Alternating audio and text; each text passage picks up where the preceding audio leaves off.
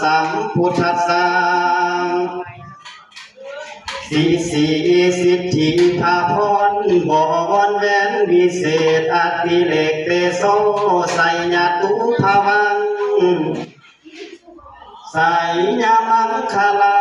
ตโตโลมังสุขังพลังอาวาหาวิวาโห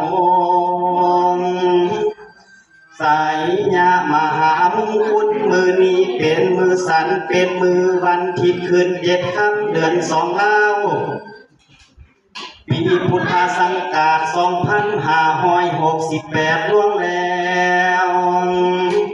วันนี้เป็นวันดีที่อามุตตะโศกโลกหน่วยนี้ชื่อว่าโตกไม้จันขันหาหน่วยนี้ชื่อว่าขันไม้แก้ว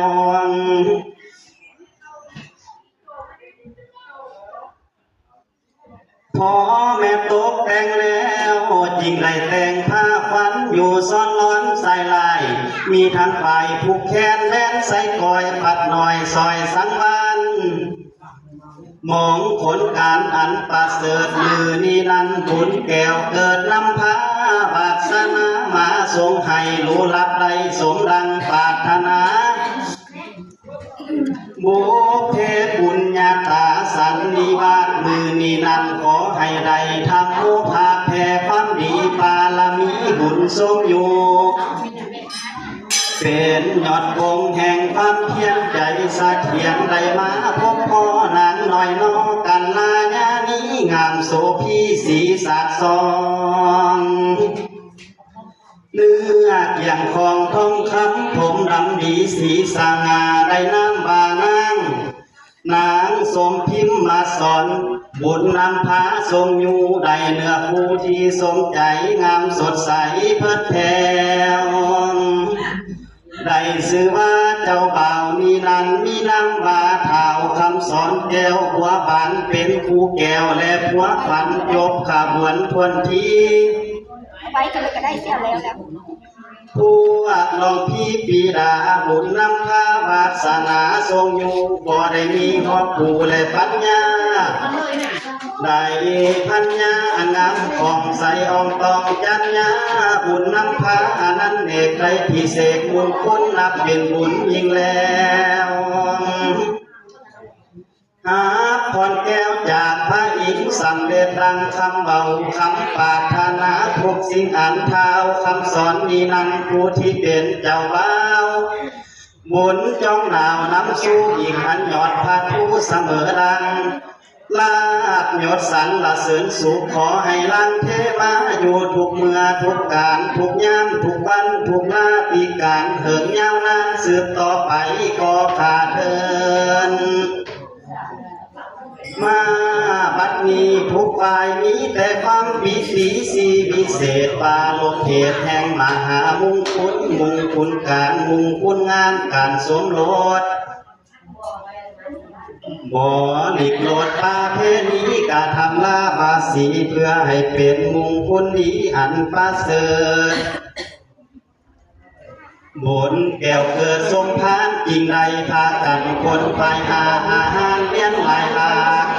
สาภาภาคทุกสิ่งอันเพื่อให้เป็นมงคลมีทั้งผู้พันและมักจีบจัดแต่งฮีบเราดามาลาหอมหวงเขาต้มกล้วยและใส่ผ้าควักส่วนกันมาบนเตาเขาต้มกล้วยใบสีมีทั้งไข่น้อยดีเกี่ยงบอดมีทั้งกากุลาไก่โตผู้โอกแดงใส่ตกอยู่สวยรวยงามอวยหวยเลิศแล้วเหล่าของแก้วใส่ผ้าควันสา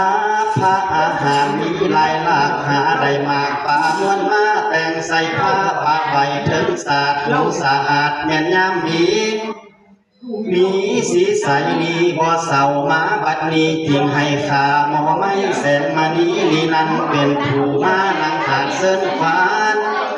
บามาพลังพับพร้อมบามาพลังพับพร้อมเสิร์เอาฟันก่อนมาถ้าละกาน้อยอ่อนจังมาขอเชิญเยอะ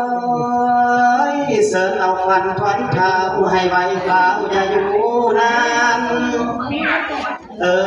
ว่ามาเยอะมัน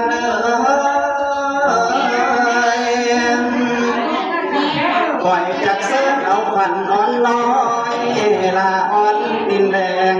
เส้นเอาขวัญนั่งเพชรให้ดวนมายาซาเส้นเอาขวัญขันหน้าขันพันปลาเขียวกองพันฝันเจ้าพัดหนีละแม่นเขาพาบ้านนั้นแล้วให้เต้ามาบาดว่าหอดเดือนสามลมสิมาเต้าตองหอดเดือนอายเดือนน้องลมสิตองเต้าหนาวเพิ่นเป็นสีว้อยว้อยคอยสีคำมาแล้วละพันเลยบาดว่าหอดเดือนห้า